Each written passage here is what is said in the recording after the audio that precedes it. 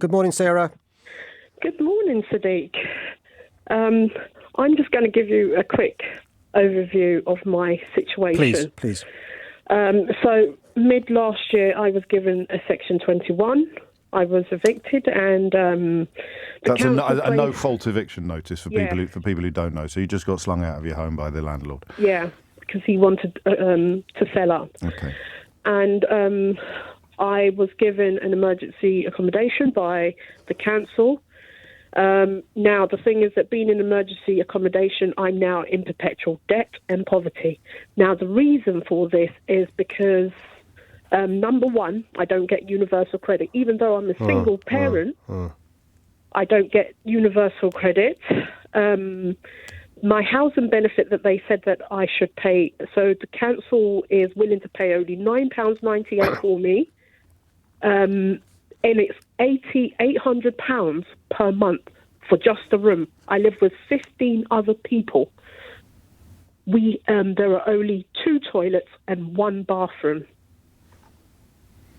Now, I have to wait to use the bathroom. I have to wait to cook. And because I can't do that constantly, I've had to sign up to the gym.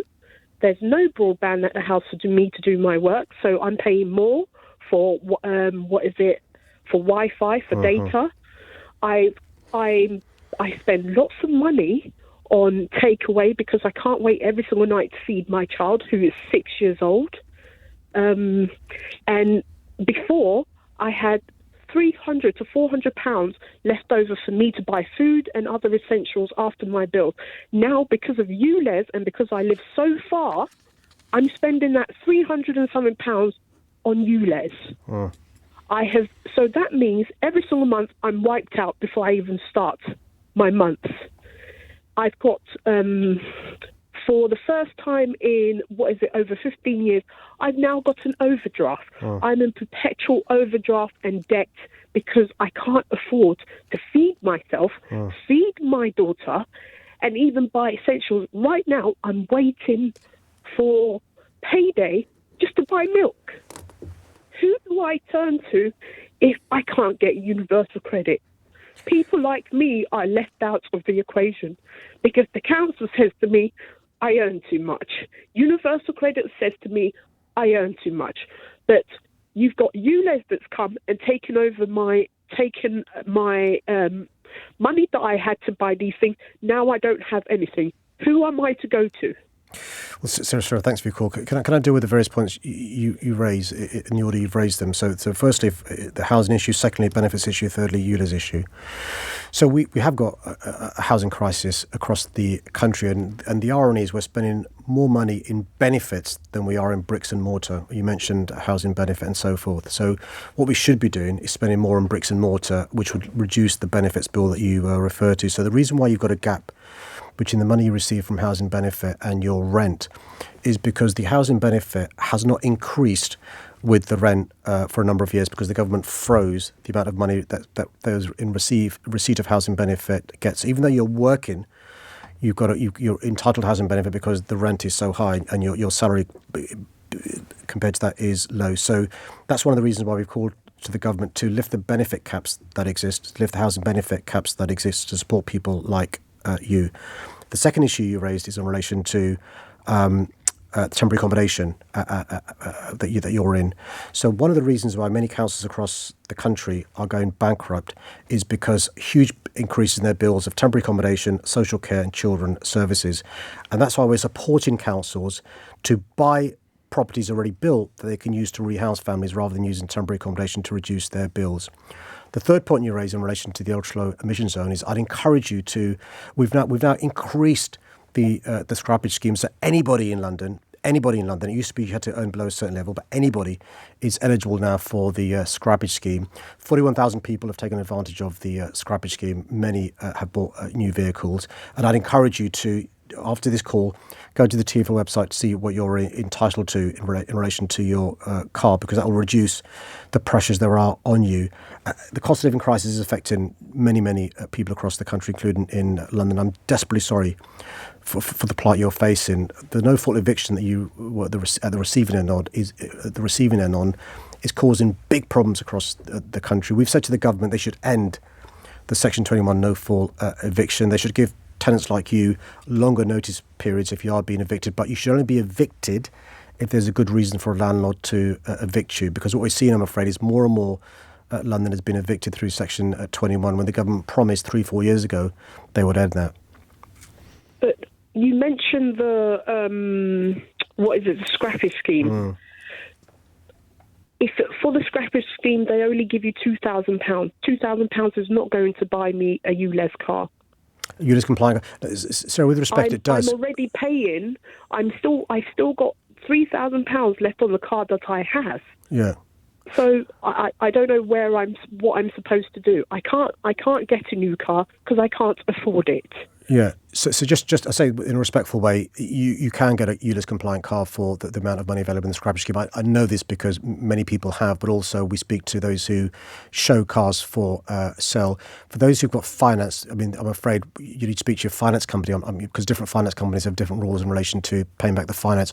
What some people have chosen to do is to sell their vehicle because they get more money from that than they do from the scrappage scheme. But you can contact TfL, who will give you advice in relation to the scrappage scheme and the eligibility. And just to reassure you that there are vehicles available that are Ulez compliant with the money the scrappage scheme gives. But can I also ask, why is it that the government and the councils waste money on housing people in temporary accommodation, especially people who can probably afford a mortgage but just don't have a deposit? Why waste money on temporary accommodation for certain people? Why is it not means tested? Maybe it's better for the council to give certain people deposits knowing that they can get a mortgage.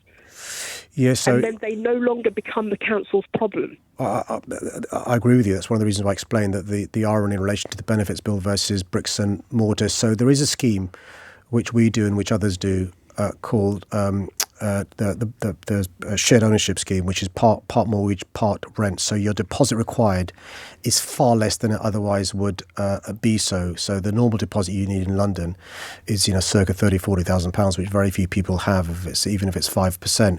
With shared ownership, the mortgage is far less. The average is £5,000, and now some mortgage companies are offering mortgages with a smaller deposit. You'll have heard, I'm sure, Rachel Reeves last week talking about fixed-term mortgages for 25 years to give people certainty, as they do in Europe, and that's one of the things that would help people like you, Sarah. But the irony is now the average cost to rent in London is £2,500. So if you were able to get on the property ladder, your mortgage, even with the increases caused by Liz Truss's kamikaze budget, would probably be less than the rent you pay in London and with a private landlord. So what are we advising Sarah to do then in relation in the context of all of the problems? In relation to housing, Sarah, I mean, the key thing is to obviously speak to the council and see what help they can give you. Also, what we've done is we've provided financial support to CABs and to law centres. So it's worth just checking, Sarah, whether through a CAB and law centre that we help fund, whether you can maximise your income, because there may be benefits you're entitled to which you aren't receiving. Over the last couple of years, we've given lots of families in London additional income because of benefits they're entitled to they're not receiving. And the third thing, James, is to encourage Sarah to go to the TfL website to assist her, because what I don't want is her having to pay the Ulez charge when she simply can't afford to do so. So even if you ended up still owing money on the old car, you would be able to drive a car that didn't involve the Ulez charge every day. That's what we're So what happens? So what people have done in London, and those just outside London, is to sell off their vehicle, pay back their finance company, which is, and then they're not getting future, £12.50 a day, which is the Ulez charge, or use a scrappage scheme, and with the money from the scrappage scheme, buy another vehicle that is Ulez compliant. Some people haven't bought another vehicle; they've decided to. It may not touch the sides of what you're going through at the moment, Sarah, but quite a lot of people getting in touch to say, Andrew in Richmond, but my 18-year-old car is worth next to nothing, but it is Ulez compliant. I mean, quite a lot of people have been surprised to discover that their cars were not, particularly people in Uxbridge and Ruislip. Just to remind colleagues that generally speaking, a petrol car that's newer than 2005 is Ulez compliant. A diesel car that's newer than 2015 is Ulez compliant. People think they've got to buy an electric car or a hybrid car or a new car. That's not the case. Sarah, I wish we could do more. Well, the thing is that I know he said about the shared ownership, but if I'm in perpetual debt, how am I supposed to save for a deposit for that. That's my thing. If I'm not getting extra money from elsewhere, how am I supposed to get myself out of this? Who am I supposed to go to?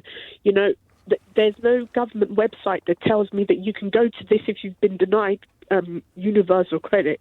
There's nothing like that.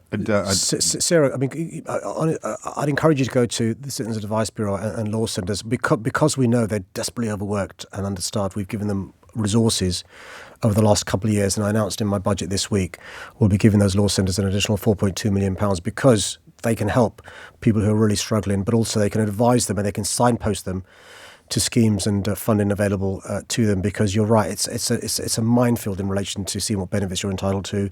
I think the reality is for you know, in the short term, it's very difficult to support people because of the lack of council homes. One of the reasons why I'm really passionate about council homes and genuinely affordable homes is because it allows people like you who aspire to be a homeowner to pay sub-market rents, so you can put money aside to save up for a deposit in the future, because you know you're living hand to mouth, because you've been paying a private rent, you know, temporary accommodation. You simply can't put money aside each month to pay for a deposit. That's one of the reasons why actually council homes actually is a stepping stone towards the aspiration many people have to be homeowners.